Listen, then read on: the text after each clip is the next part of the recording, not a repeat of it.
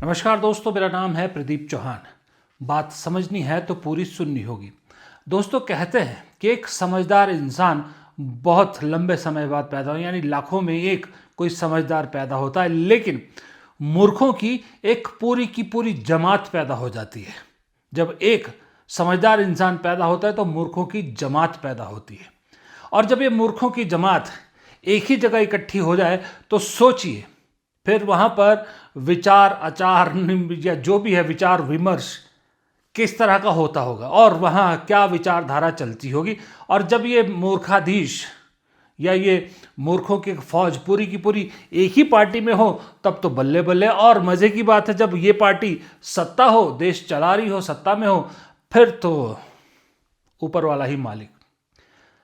मैं इस वक्त मूर्खों की फौज कहां पर इकट्ठा है आपको बताने की जरूरत नहीं, आप समझ गए होंगे मेरा इशारा किस तरफ है, बीजेपी में। अच्छा, मूर्खों की फौज के सरदारों ने भी सोचा कि इससे पहले कि हमें लोग मूर्ख कहने लगे, हमारी मूर्खता पहचानी जाने लगे, क्यों न सामने वाले जो समझदार हैं उन्हें मूर्ख साबित किया जाए। और कोशिश में लग गए। भाई साहब, पहाड़ की जड़ें खोदकर पहाड़ को गिराने की कोशिश में लग गए। उन्हें लगा कुछ थोड़ी देर जड़ें खोदेंगे तो पहाड़ गिर जाएगा और पहाड़ से हम ऊंचे हो जाएंगे। बहुत पैसा लगाया, बहुत कुछ लगाया, बहुत मेहनत की, बहुत मैन पावर लगाया, लेकिन अल्टीमेटली पहाड़ को हिला तक नहीं पाए और उल्टा अपनी मूर्खता सबके सामने जो है वो उसकी नुमाइश कर दी।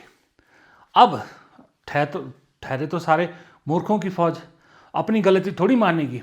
अब गलती नहीं मानते, अब अपनी इस गलती को ढकने के लिए रोजाना उस पहाड़ को कोसते हैं और सोचते हैं कि उस पहाड़ को कोसेंगे किसी दिन तो फिर गिरेगा।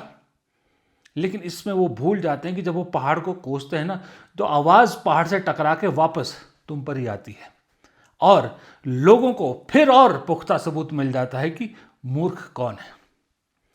अब इतना लंबा चौड़ा मैंने बोल दिया मूर्खों पे, तो मैं बात भी बता देता हूं। मैं जिक्र आज करना चाहूंगा स्पेशली कंगना रनौत और निशिकांत दुबे की। वीडियो में उसी से शुरू कर रहा हूं। कंगना रनौत में इसलिए जिक्र करना चाहता हूं कि उन्होंने पीछे कुछ राहुल गांधी के बारे में ऐसे शब्दों का इस्तेमाल किया था जो नॉर्मली आप राजनीति में तो छोड़िए, आम जिंदगी में भी किसी के बारे में नहीं करते। इतना चरित्र हरण किसी का नहीं करते जिस तरह से कंगना रनौत ने राहुल गांधी के बारे में कहा था, जब उन्होंने कहा था कि राहुल गांधी लफंगे जैसे लगते हैं और उनको देख के महिला सांसद जो है वो असहज महसूस करती है। उन मैडम को मैं आज आईना दिखाना चाहता हूं। ये इधर वीडियो चल रहा होगा मेरे कहीं दोनों तरफ से। कंगना जी को कोई ये वीडियो जरूर दिखाए। ये वीडियो केरल में है, केरल का वीडियो है। एक व्लॉगर लड़की है, राहुल गांधी से मिलने के लिए कितनी क्रेजी है, राहुल गांधी से मिलने के लिए कितनी उत्साहित है, ये कहां कहां राहुल गांधी को ढूंढती हुई जो है वो पहुंच जाती है और अल्टीमेटली राहुल गांधी तक जब पहुंचती है तो राहुल गांधी को एक फूल देके अपनी खुशी का इजहार करती है। कॉपीराइट की वजह से शायद मैं पूरा ना दिखाऊंगा, इसलिए यहां दिखा रहा हूं। लेकिन कंगना जी को मैं ये दिखाना चाहता हूं कि कंगना मैडम, क्या ये वही राहुल गांधी है जिसके बारे में आप जिक्र कर रही थी? आम लड़कियां इस देश की राहुल गांधी से असहज महसूस नहीं कर रही, लेकिन आपकी पार्टी के सांसद असहज महसूस करती हैं। आपको लगता है कि आप फिल्मों की हीरोइन हैं तो सब आप ही पे लट्टू होंगे, सब आपको उसी नजर देखते होंगे। और राहुल गांधी की जो आप डिग्निटी है उसको भी तार तार करेंगी। और ये राहुल गांधी के साथ पहली बार नहीं हुआ कि जो मैं दिखा रहा हूं आपको। भारत जोड़ो यात्रा के दौरान भी एक ऐसा वीडियो आपको याद है, एक लड़की कितना पैदल चली थी, राहुल गांधी के साथ जो है वो दूर साइड से चलती थी ताकि राहुल गांधी को एक फूल दे सके। बहुत मेहनत के बाद राहुल गांधी तक पहुंची, राहुल गांधी को फूल दिया। उसके अलावा उस यात्रा में कितनी लड़कियां राहुल गांधी से मिली और कितनी लड़कियां राहुल गांधी से मिलकर रोने लगी, क्योंकि अपनापन सा महसूस होता है। पता नहीं राहुल गांधी के साथ अपनापन महसूस हुआ उन सबको। कोई बुजुर्ग महिला हो, कोई विवाहिता महिला हो, कोई बच्ची हो, कोई जवान हो, राहुल गांधी से गले लग लग कर रोती है, वो अपने दुखड़े सुनाती है। अभी केरल की एक वीडियो देखिए, ये छोटी सी बच्ची छोटी सी बच्ची ब्लॉग बना रही है और राहुल गांधी उसके ब्लॉग में शामिल होकर पार्टिसिपेट कर रहे हैं। हमारे महामानव को कभी ऐसा करते देखा है? महामानव के तो कोई फ्रेम में नहीं आ सकता, ऐसा व्लॉग बना सकते? छोटी बच्ची ये नहीं डरे, इसके माँ बाप को नहीं लगा कि कंगना मैडम ने कहा राहुल गांधी खतरनाक है तो दूर रखिए? नहीं ना, क्योंकि वो कंगना जी आपसे ज्यादा समझदार लोग हैं।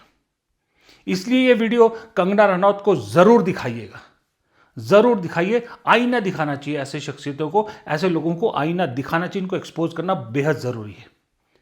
दूसरे आइए अब इसी गैंग के दूसरे सदस्य निशिकांत दुबे, जिनका एक ही काम है मंत्री पद लेने के लिए सुबह से शाम तक गांधी नेहरू परिवार का चरित्र हनन, लगातार चरित्र हनन, लगातार अनर्गल, जो दिल में आता है वो आदमी बोलता है, सदन के अंदर, सदन के बाहर, हर जगह।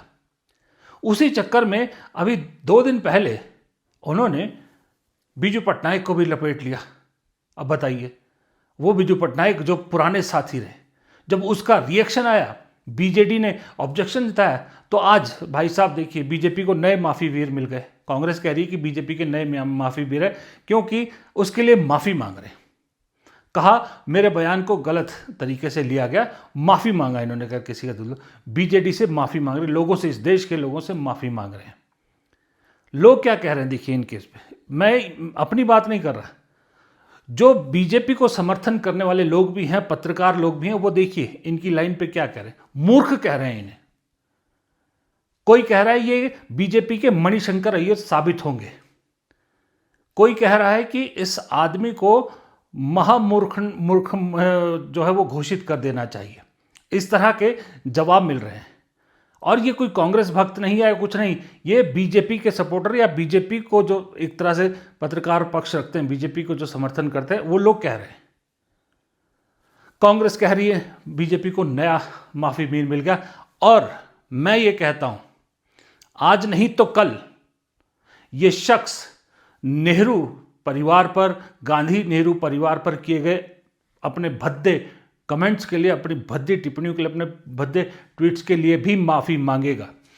देश से माफी मांगेगा कि इन्होंने जो कुछ कहा गांधी नेहरू परिवार के बारे में, उसके लिए क्षमा मांगेंगे। मेरे से लिख के ले लीजिए, आज नहीं तो कल एक बार आप सत्ता पलटने दीजिए, सबसे पहले माफी निशिकांत दुबे मांगेगा। इसलिए कांग्रेस ठीक कह रही है कि ये नया माफी वीर है बीजेपी का। तो ये हालत है इन लोगों की। खैर, बात महिलाओं की आ रही थी, कंगना रनौत की बात आ रही थी, तो उसी महिला के मुद्दे को आगे बढ़ाते हुए जरा असम की तरफ भी रुख करते हैं, क्योंकि आज असम की बात करना इसलिए जरूरी है कि ये विधानसभा चुनाव में पहली बार प्रियंका गांधी ने आज दस्तक दी है। प्रियंका गांधी असम पहुंची, प्रधानमंत्री भी असम पे सोचिए, लेकिन प्रियंका गांधी ने पहले ही दिन जो धज्जियां उड़ाई है मोदी जी और असम के मुख्यमंत्री हिमंता बिस्वा शर्मा की, आप सोचेंगे कि प्रियंका गांधी लगातार इतनी मैच्योर पॉलिटिक्स में कैसे हो रही हैं। आलम यह है कि प्रियंका गांधी ने एक नया नारा आज गढ़ दिया। आपने बीजेपी का बहुत बार सुना होगा ना, डबल इंजन की सरकार, डबल इंजन की सरकार। प्रियंका गांधी ने डबल इंजन की सरकार को डबल गुलाम सरकार नाम दे दिया, यानी करार, एक नया नारा गढ़ दिया, डबल गुलाम। मोदी ट्रंप के गुलाम, हिमंता बिस्वा मोदी के गुलाम। इन्होंने डबल इंजन की सरकार कहा था कि नहीं? पिछले चुनाव में मोदी जी आते थे, कहते थे अब डबल इंजन की सरकार चलाएंगे, लेकिन इन्होंने डबल गुलामी की सरकार चलाई है। मोदी जी अमेरिका के गुलाम बन गए हैं और उनकी नीतियों की वजह से आज पूरा देश संकट में है, और हेमंतो जी मोदी जी के गुलाम हैं। और ऊपर से ये चाहते हैं कि ये डबल गुलामी की सरकार इस असम के सुंदर प्रदेश और स्वाभिमानी प्रदेश की जनता को गुलाम बना दे, दबा कर रखे। आप सर उठाओ अपना, सीना तानो अपना और मन बनाओ कि जो नई सरकार आएगी उसके साथ एक नया असम आएगा, आपका असम, वो असम जो जुबिन गर्ग जी का सपना था, वो असम जो आपके दिलों में है, वो असम जो आप सबका सपना है, जिसमें आपके बच्चों का भविष्य उज्जवल बने, जिसमें ये भ्रष्टाचार बंद हो, जिसमें आपके बच्चे स्वाभिमान से खड़े होकर कह सके हम असम के हैं, हमने ये प्रदेश बनाया है, हमें रोजगार असम में मिलता है, जिसमें आपकी हमारी बहनें खड़ी होकर ये कह सके कि हाँ कोई हमें पूछ रहा है, अपने प्रदेश में हम सुरक्षित हैं, हमें रोजगार मिलता है, हमें सही वेतन मिलता है। तो अगर आप एक ऐसा असम चाहते हैं तो आप कांग्रेस की सरकार चुनिए। अब प्रियंका गांधी भाषण में धज्जियां उड़ा रही थी, तो जाहिर सी बात है अब जब भाषणों की बात आएगी तो मोदी जी ये जानते हैं, मोदी जी की टीम जानती है कि मोदी जी के भाषणों को कोई सुनेगा नहीं। रैली में भी आजकल ज़बरदस्ती लोग लाए जा रहे हैं। अभी आपने उत्तर प्रदेश में जो जेवर उद्घाटन हुआ था एयरपोर्ट का, वहाँ बच्चों के वीडियो देखे होंगे आपने, गलगोटिया यूनिवर्सिटी के, वही मोदी जी की फेवरेट यूनिवर्सिटी के बच्चों को कैसे ज़बरदस्ती 2 दिन की अटेंडेंस का लालच देके ले जाया गया था। जब उन्होंने वीडियो बनाए तो उनको वीडियो डिलीट कर दिए गए हैं उन बच्चों को। बताइए, कॉलेज में पढ़ने वाले बच्चों के वीडियो से दिक्कत होने लगी है क्योंकि उन्होंने सच्चाई बता दी थी। खैर, वो होने लगा तो मोदी जी का सोशल मीडिया में कोई देखता नहीं, तो मोदी जी ने कहा कुछ नया करता हूँ। पहुँच गए चाय बागान महिलाओं को, असम की महिलाओं के बीच। भाई देखिए, मोदी जी ने वहाँ जाके कह भी दिया मैं भी चाय वाला हूँ, है ना, तो उन्हें लगा बिकेगा। लेकिन मोदी जी पता नहीं क्यों ये देश की जनता को इतना मूर्ख समझते हैं। उस वीडियो में देख के 2-3 बातें आप जैसे ही देखोगे आपके दिमाग में तुरंत आ जाएंगी।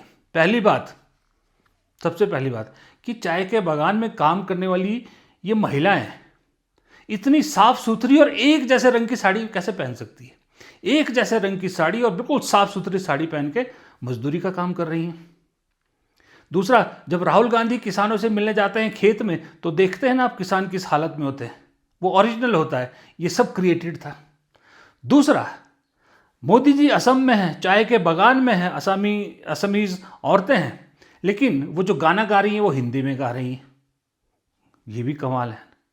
और तीसरी बात, मोदी जी की फ्रेम में सवाल ही पैदा नहीं होता कोई एक भी औरत ऐसे आ रही होगी जो मोदी जी का फ्रेम कट रहा हो, वरना राहुल गांधी के तो आगे भी खड़ा हो जाता, कोई प्रॉब्लम नहीं होता। देखना पड़ता है कि राहुल गांधी पीछे क्या कर रहे हैं। तो ये तुरंत पता लग जाता है कि ये सब का सब मैनेज था, सब का सब प्लान किया हुआ था। लेकिन क्या करें, प्रियंका गांधी के जो धज्जियां उड़ाने का सिलसिला था वो रुक नहीं रहा था, तो हाईलाइट या कुछ स्पेस लेने के लिए कुछ अलग करना ज़रूरी था। और अलग के चक्कर में जब ये सारे एक्टिंग जैसी लगती है ना, तब और बुरी लगती है। प्रधानमंत्री एक पद होता है, प्रधानमंत्री जी देश के सबसे बड़े नेता होते हैं, एक चेहरा होता है, उनको ये सब करने की क्यों ज़रूरत महसूस होती है, मुझे आज तक समझ में नहीं आई। ये शौक क्या है? वापस जरा प्रियंका पे लौटते हैं।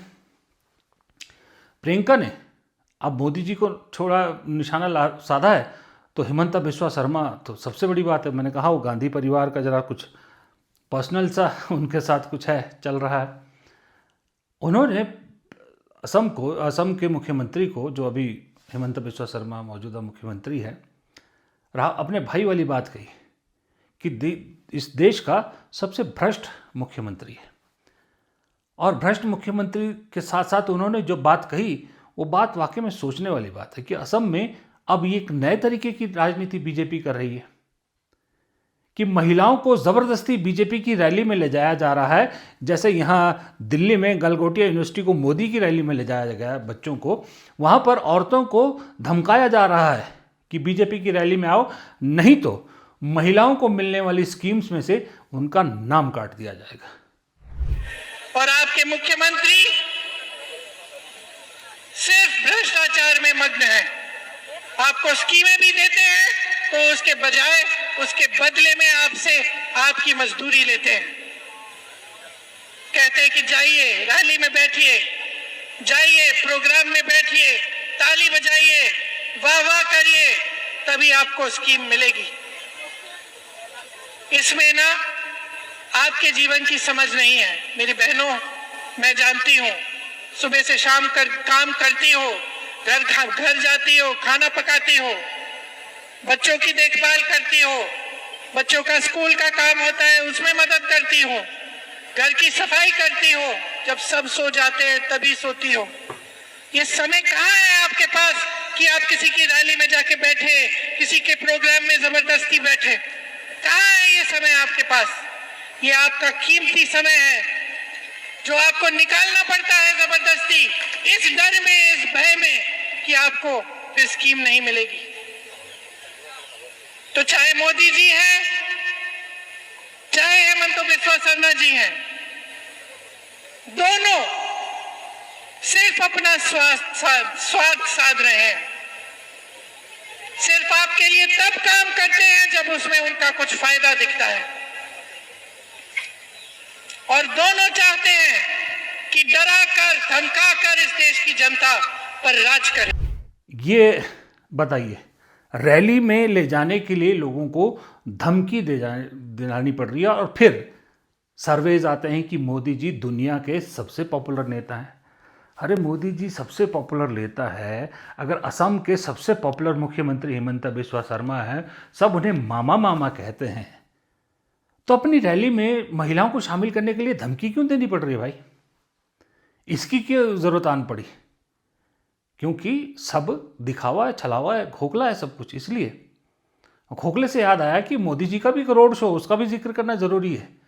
सोचिए, मोदी जी रोड शो कर रहे हैं वोटों की अपील में और लोग उनसे गैस सिलेंडर मांग रहे हैं। देखिए, अब गैस नहीं मिल रहा अंकल, गैस नहीं मिल रहा सर, गैस नहीं मिल रहा, गैस नहीं मिल रहा, क्या करेंगे हम लोग?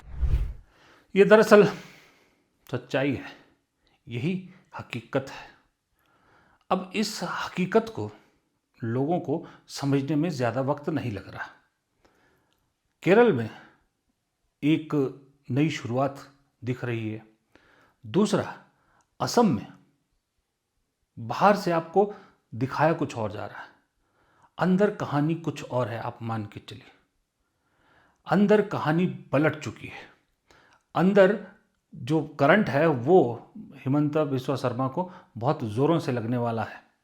ये वहाँ के बहुत सारे लोग ज़ुबान में कह रहे हैं।